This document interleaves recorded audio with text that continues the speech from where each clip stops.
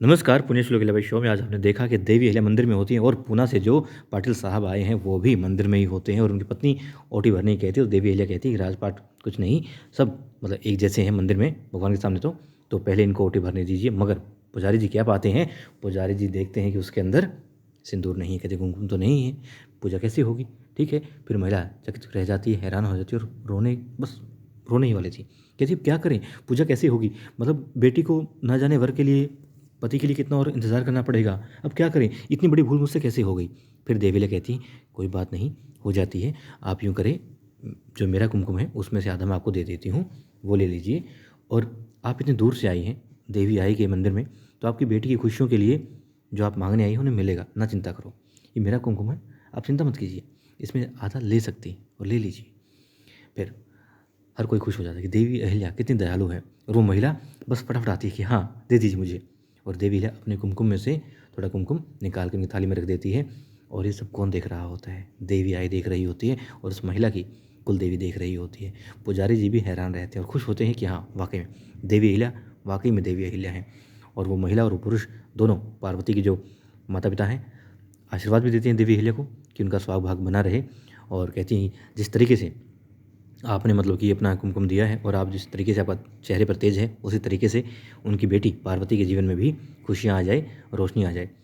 देवी अहिल्या कहती है मैं नहीं जानती, मैंने ये नेक काम किया नहीं, लेकिन यदि कभी भी मैंने कोई नेक काम किया है तो मैं देवी आई से प्रार्थना करूँगी कि आपकी बेटी का घर जल्द से जल्द बस जाए और उसे अच्छा घर, परिवार और पति प्राप्त हो।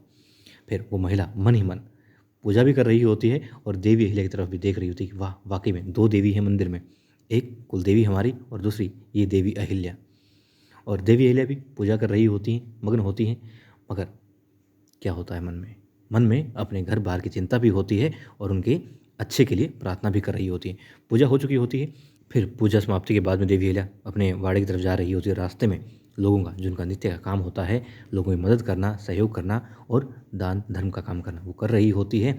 और फिर वो मतलब कि खुश होती है। क्यों? क्योंकि अचानक से जब आप मतलब कि निस्वार्थ भाव से किसी की मदद करते हैं और अनजाने में आपको कोई ऐसा मौका मिल जाए, ऐसा पल मिल जाए जब आप किसी की मदद कर पाएँ, सहायता कर पाएँ, तो वो पल वाक़ई में आपको खुशी प्रदान करता है। आप अंदर से खुश होते हैं और देवी अहिल्या उसी खुशी को हम सबके साथ साझा कर रही होती हैं, ताकि हम सब भी उस खुशी को समझें कि जो मतलब कि आप किसी के साथ कोई चीज़ बाँटते हैं। हालाँकि यहाँ पर देवी अहिल्या तो अपने पति को बाँट रही है, जो मतलब कि मैं पुरुष होते हुए भी सहन नहीं कर पा रहा है इस चीज़ को, तो देवी अहिल्या या फिर कोई भी स्त्री भला कैसे सहन करेगी? मतलब कि जो भी कहते हैं कल्पना से परे है ये चीज़। मगर यदि हम कोई भी अच्छा काम करते हैं तो वास्तव में खुशी महसूस होती है और यहाँ पर देवी अहिल्या वही खुशी महसूस कर रही होती हैं। देवी अहिल्या कहती हैं कि मतलब बड़ा अच्छा लगा, उनकी बेटी की जो ओटी भरी गई उसमें हमारा भी योगदान रहा, तो बहुत अच्छा लगा। और फिर हरकुबाई कहती है कि हमारी देवी जागृत हैं और जब भी कोई काम होता है मतलब उनके सम्मुख हुआ है तो कोई ना कोई कारण, विशेष कारण रहा होगा इस चीज़ का, यूँ ही नहीं होता, अकारण नहीं होता। वो कहते ना जाने इन लोगों से मतलब कब, कहाँ और कैसे पुनः मुलाकात हो जाए, कह नहीं सकते। मगर देवी अहिल्या मतलब से वो कहती हैं कि मंदिर में ऐसा हुआ है तो ज़रूर कोई ना कोई कारण रहा होगा। फिर वो महिला देख लेती है देवी अहिल्या को और जाती है उनकी तरफ भागती हुई, दौड़ती हुई, कहती छोटी छोटी रानी साहब, आभार आपका, मतलब आपने जो हमारे लिए किया, हमारी बेटी के लिए किया, बहुत आभार है आपका उस चीज़ के लिए। वो कहती आप शर्मिंदा कर रही हैं मुझे, आप सब तो ठीक तो ना, मतलब आप लोग यहाँ नहीं लगते हैं, कहाँ से आए हैं? वो कहती हैं किसी चीज़ के लिए कोई आपको आवश्यकता हो? वो कहते नहीं, आपने इतना हमें कह दिया इसके लिए आभार है आपका और बहुत है हमारे लिए। अभी हम यहाँ थोड़ी देर विश्राम करेंगे और फिर अपने घर के लिए चले जाएँगे। बहुत-बहुत आभार आपका। अब वो महिला भी खुश होती है, पुरुष भी खुश होता है देवी अहिल्या को देख कर के। वास्तव में देवी सा अनुभव कर रहे होते हैं उनको देख के वो। और देवी अहिल्या अपने काम पर आगे बढ़ जाती हैं। महल में दिखाते हैं महल में क्या हो रहा होता है। युवराज खंडेराव जिस शस्त्रशाला में अक्सर अभ्यास करते हैं वहाँ पर आज मल्हार राव सूबेदार जी होते हैं और गंगूबाई तात्या के साथ में अभ्यास चल रहा होता है। असल में वो देख रहे होते हैं कि तलवारें जो शस्त्र आए हैं बन करके वो सारे किस गुणवत्ता के हैं, कितने खरे उतरते हैं, उस सोच पर जिसके तहत शस्त्र यहाँ पर बनाए जाते हैं। और पाते हैं कि बहुत अच्छी तलवारें बनी हैं, सारे औजार जो हैं, हथियार जो हैं बड़े अच्छे बने हैं। और गंगूबाई तात्या से भी वो कहते हैं कि बहुत दिनों बाद जो है आपके साथ में अभ्यास करने का मौका मिला और बड़ा अच्छा लगा और हथियार भी बहुत उम्दा बने हैं। तभी आ जाते हैं युवराज खंडेराव वहाँ पर। युवराज खंडेराव आते हैं और वो कहते हैं आपने हमें बुलाया बाबा साहब? वो कहते हैं हाँ बुलाया, हमें कुछ खास बात करनी थी। वो कहते हैं पहले तो हमें कल जाना था मगर परिस्थितियाँ कुछ ऐसी बनी कि हमें जल्द से जल्द रवाना होना होगा इस मुहिम के लिए। और मतलब परिस्थितियाँ ऐसी हो रही हैं कि राजपूताना मुहिम के बाद से भी इस पर कुछ मतलब असर पड़ा है और अब सारे मराठा जो में जितने भी साम्राज्य है सभी राजाओं के आपस में गद्दी और राजनीति पर इस चीज़ का बहुत असर पड़ रहा है। बाकी पूरी बातें हम वहाँ जाकर करेंगे। और राजपूताना मुहिम के शिल्पकार तुम ही थे, इसलिए जो कुछ भी बात वहाँ पर होगी नाना साहेब पेशवा जी से बात करके हम आगे योजना तो बनाएंगे, मगर इस योजना को, उस पर काम तुम्हें करना है, क्योंकि हमें तुम पर पूरा भरोसा है। और तुम मतलब तुमने जो किया, सिर्फ ये नहीं कि राजपूताना मुहिम को, बड़ी मुहिम को तुमने अच्छे से हल किया, हम जानते हैं और विश्वास है तुम पर, गर्व भी है हमें कि तुम बड़े अच्छे तरीके से, बड़ी मुहिम हो या छोटी या घर का कोई काम हो, बड़े अच्छे तरीके से कर सकते हो। फिर सूबेदार जी कहते हैं ये तलवार देखो कैसी है। तलवार को देखते हैं युवराज खंडेराव, कहते हैं बहुत अच्छी है। फिर वो हाथ लगाने लगते हैं तो कहते हैं नहीं नहीं, ध्यान से, बहुत तेज़ धार है इसकी और खास अच्छे से काटेगी। सूबेदार जी ये बात कहते हैं और सोच रहे होते हैं छोटे सूबेदार जी कि आखिर क्या कहा। वो कहते हैं बाबा साहब हम कुछ समझे नहीं। कहते हैं हाँ, घास काटने काम आएगी। वो कहते हैं मतलब कि तलवार सही समय पर, सही इंसान पर और सही वजह से चलाई जाती है। ये बात हमने आपसे ही सीखी है और आप बड़े अच्छे से जानते हैं।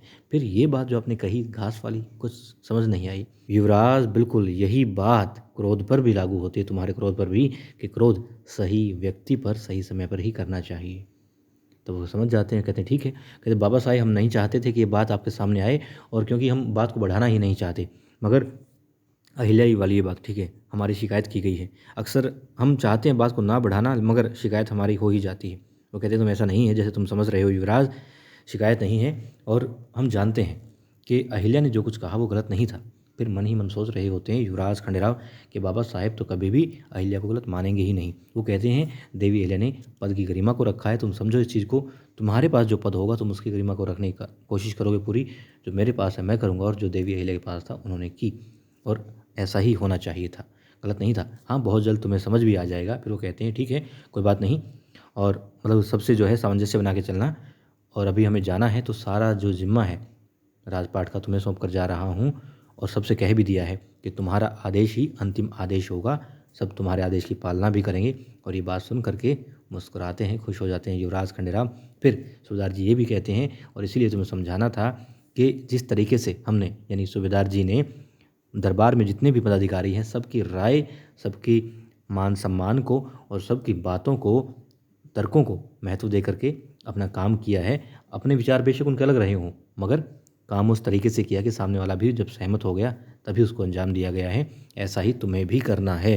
अब यहाँ सूबेदार जी कह रहे होते हैं युवराज खंडेराव से कि तुम समझ रहे हो ना कि किसी भी इंसान से, किसी भी पदाधिकारी से राय और जो उसका अनुभव है या फिर जो उसका ज्ञान है उसका इस्तेमाल करने में परहेज़ नहीं करना है। हर किसी की राय को, परामर्श को महत्व देना है। अब युवराज मन ही मन सोच रहे होते हैं कि ठीक है, सब यही समझते हैं, आप भी यही समझते हैं, क्योंकि आपको तो सिर्फ अहिल्या ही सर्वगुण संपन्न लगती है, हम पर तो किसी को विश्वास है ही नहीं। सब चाहते हैं कि हम मतलब कि अच्छे बने, हम अच्छे हैं नहीं। और अब देवी अहिल्या हरकुबाई के साथ में आ रही होती हैं तो उनकी नज़र अचानक से पड़ती है कहाँ पर, एक इंसान जो कि गभरी गर्मी में कंबल ओढ़े जा रहा होता है। मेरे और आपके दिमाग में यही बात आई थी, यही ख्याल आया था कि भाई कमाल है यार। तभी यही बात सोची देवी अहिल्या ने भी कि इतनी गर्मी में कोई इंसान कंबल ओढ़े कहाँ जा रहा है, वो भी तेज़ कदमों के साथ में। फिर वो हरकुबाई से कहती हैं कि आई साहब आप घर जाइए, मैं बाद में आ जाऊँगी, मुझे कुछ काम है। ठीक है, हरकुबाई चली जाती हैं। और क्या होता है, देवी अहिल्या उस इंसान का पीछा करती है तो क्या पाती है वो इंसान, कोई जागीरदार होता है, कमर सिर्फ उसकी दिखाई देती, पीठ दिखाई देती है, चेहरा दिखाई नहीं देता, और ना ही देवी अहिल्या को बातें सुनाई देती। हालांकि देवी अहिल्या उसका पीछा करते हुए एक घर की ओट लेकर के सारी बातें सुनने की कोशिश करती हैं, मगर सुन नहीं पाती, और देखती क्या है कि वो इंसान गुन्नू जी से बातें कर रहा होता है, और समझ जाती हैं देवी अहिल्या कि विषय कोई बहुत बड़ा है और गंभीर है।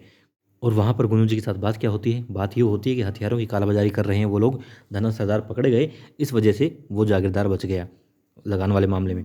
मगर यदि अब कुछ बात बिगड़ती है तो वो जागीरदार है, वो कोई कर्मचारी नहीं, वो साफ साफ बोल देता है, तो वक्त नहीं लगेगा गुन्नू जी का नाम लेते हुए।